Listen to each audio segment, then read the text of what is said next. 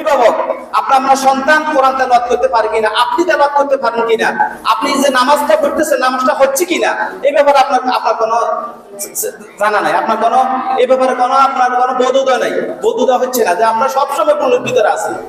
আপনি প্রত্যেকটা আমল যাই করেন, অল্প করেন বেশ করেন, সহিষ্ণুভাবে করতে হবে এবং আপনার আমলটা কবুল হচ্ছে কিনা, সঠিকভাবে আপনি আমলটা করতে পারতেছেন কিনা, আপনার নামাজটা হচ্ছে কিনা, সূরা ফাতিহা তেলাওয়াত করা হচ্ছে কিনা, এই জিনিসগুলোর দায়িত্ব আপনাকে দিতে হবে। আপনি পরিবারের সকল বিষয় দায়িত্ব পালন করেন, কিন্তু আপনার আমলটা কবুল হচ্ছে কিনা, আপনি কোরআন তেলাওয়াতটা আপনার হচ্ছে কিনা, এই জিনিসটার জন্য এই ধরনের নুরানি মাদ্রাসার সাথে জড়িত থাকি।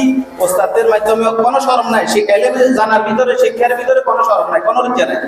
আপনারা পরকালে বাঁচার জন্য এই উদ্যোগের সাথে থাকবেন। এবং আমি মনে করি ছাত্ররা শিখলে হবে না, ছাত্ররা নুরানি শিখবে। যারা মুরব্বী আছেন, যারা অভিভাবক আছেন, যারা বয়স্ক, যাদের বয়স বাড়ি গেছে, আপনাদের ছাত্রদের থেকে আপনাদের পড়ালেখা করা বেশি জরুরি। আল্লাযীনা আতাইনাহুমুল কিতাবা ইয়াতলুনাহু হাক্কা তিলাওয়াতিহি উলাইকা ইউমিনুনা বিহি। আল্লাহ রাব্বুল আলামিন বলছে, ব্যক্তি হকে তেলাওয়াতে হক আদায় করে তেলাওয়াত করে সেই ঈমানদার, আর সবাই বেঈমান। উলাইকা ইউমিনুনা বিহি ওয়া মান ইয়াকফুর বিহি ফাউলাইকা হুমুল খাসিরুন। যে ব্যক্তি হক আদায় করে কোরআন তেলাওয়াত করে না, সে মুসলমান নয়, সেই ঈমানদার নয়, সেই ঈমানদারের খাতা দেখতে পারবে না। কত বড় একটা ভুলের ভিতরে আমরা আছি। আমরা রাত দিন 24 ঘন্টা যা তেলাওয়াত করি, আমল করি, আল্লাহকে শুধু গালিগালাজ করি। ওই ভুলের কারণে, লাহানে চলির কারণে নামাজ পড়ি, আল্লাহকে গালিগালাজ দিয়ে বাড়ি যে বসে থাকি, ওখানে দাগ ফেলাই দিই।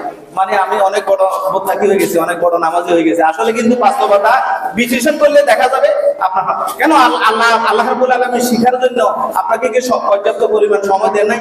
আপনি কি সময় পান নাই? আপনি কোন অজুহাত দেখাবেন? কালকে আমাদের ময়দানে আল্লাহ রাব্বুল আলামিনের কাছে একদল বলবে, বিভিন্ন রকমের অজুহাত তুলে ধরবে। ইন্নাল্লাযীনা তাওফাহুমুল মালায়েকাতু যালিমি আনফুসিহিম ক্বালু ফীমা কুনতুম ক্বালু কুননা মুস্তাদাফিনা ফিল আরদ ক্বালু আলাম তাকুন আরদুল্লাহি ওয়াসিআতান ফাতুহাজিরু ফিহা ফাউলাইকা মাওয়াহুম জাহান্নাম ওয়া সাআত মাসীরা। বিভিন্ন রকমের অজুহাত দিবে, আমি এই কারণে শিখতে পারি নাই, আমার এই সমস্যা, আমার সেই সমস্যা, আমার অর্থনৈতিক সমস্যা, এভাবে বিভিন্ন রং বিরঙের সমস্যা তুলে ধরি। আল্লাহর কাছ থেকে কালকে আমাদের মধ্যে বাঁচার কোনো সুযোগ নাই। হাক্কা তেলাওয়াতি, এই হাক্কা তেলাওয়াতিকে প্রতিষ্ঠিত করার জন্য এই ধরনের নুরানি মাদ্রাসা দরকার। প্রত্যেকটি ঘরে ঘরে নুরানি মাদ্রাসা দরকার।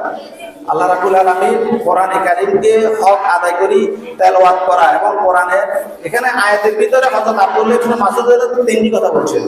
একটা হচ্ছে হককে তেলাওয়াতির অর্থ হলো সহিষ্ণু কোরআন তেলাওয়াত, আর দ্বিতীয়ত হচ্ছে আপনি যে আয়াতটা তেলাওয়াত করবেন সেই আয়াতের ভিতর যেটা বলছে, যে আদেশ নিষেধের কথা বলা আছে, সেই আদেশ নিষেধের উপর আবার ঈমান আনতে হবে। এই আলোচনা গেলে অনেক সময় লাগবে, দীর্ঘ ওদিকে আমি গেলাম না। আপনাদেরকে আমি অনুরোধ করবো যে নুরানি মাদ্রাসার সার্বিক কর্মকাণ্ডে আপনারা সবাই সম্পৃক্ত থাকবেন, সহযোগিতা করবেন।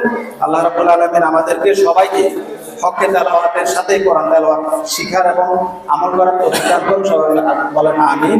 আসসালামু আলাইকুম ওয়া রাহমাতুল্লাহ।